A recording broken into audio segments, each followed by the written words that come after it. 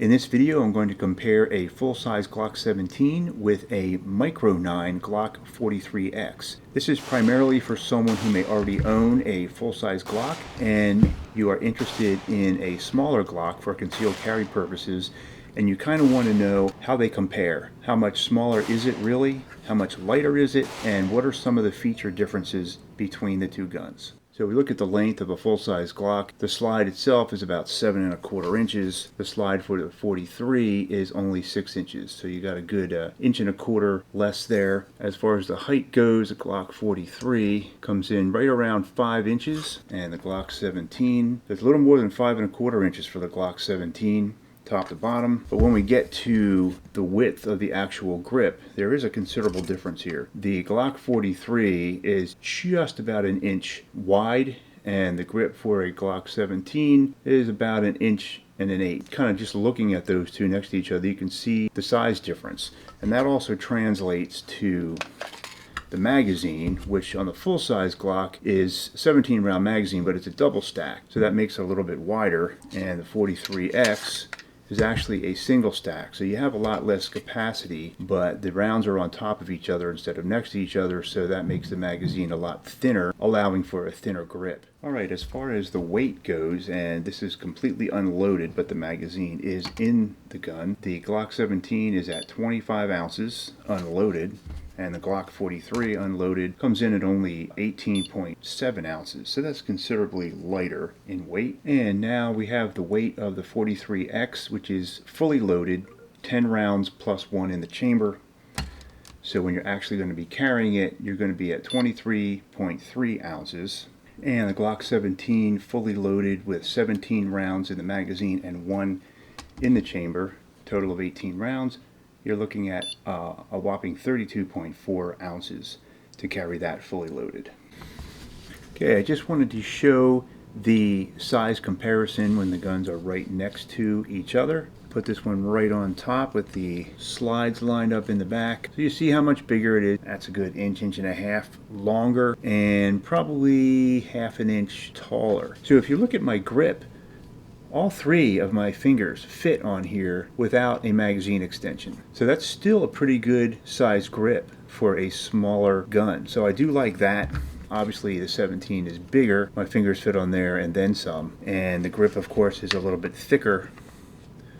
The Glock 17 comes with 2 additional back straps, so you can change the size of the gun. You can add a medium one or a large one to go on the back to make the grip even bigger.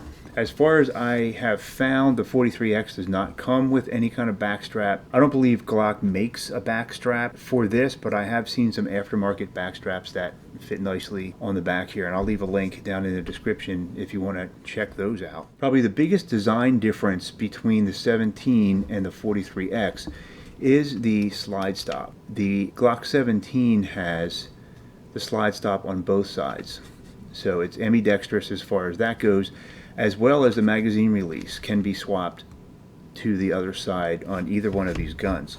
But you'll notice on the 43X the slide stop is only on the left side of the gun. So that's the biggest design difference that I see. You can still swap the magazine release to the other side exactly the same way as you would on here. Alright, now I'm going to compare the trigger pull weight of the Glock 17 versus the 43X. I expect them to be pretty close, seeing as though they're both Glock triggers. They're both designed exactly the same, and the only difference is the size of the parts, as you'll see in a few minutes when I pull all the parts out and compare them. So let's just take my trusty little trigger weight gauge, verify that the gun is unloaded. Alright, that was about 5.6. 5.5. So we're looking at about a 5.5 pound trigger pull on the 43X. Alright, so let's check it on the 17, verify it's unloaded. 5.5. 6.1. Alright, so they're within a 1/2 pound of each other. The triggers feel almost identical. The reset, unloaded. The trigger is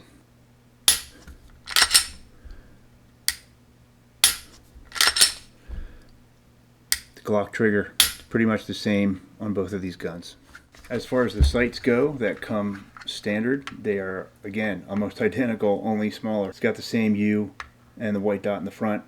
Once it gets dark outside or you're in pitch dark, you can't see these at all. So get yourself upgraded sights on them. This is the MOS version of the 17, so you can put an optic on here as well. I'll put links in the description for some of those items if you're interested. All right, taking a quick look under the hood, these are parts of the slide. So I just wanted to show you the difference. Obviously everything is smaller on the 43X, but I just wanted to show you that the parts are almost identical but smaller. So everything is made pretty much the same way. Everything's cut almost identically, only much smaller obviously. Even the firing pin assembly, it's identical but just a little bit smaller. The extractor.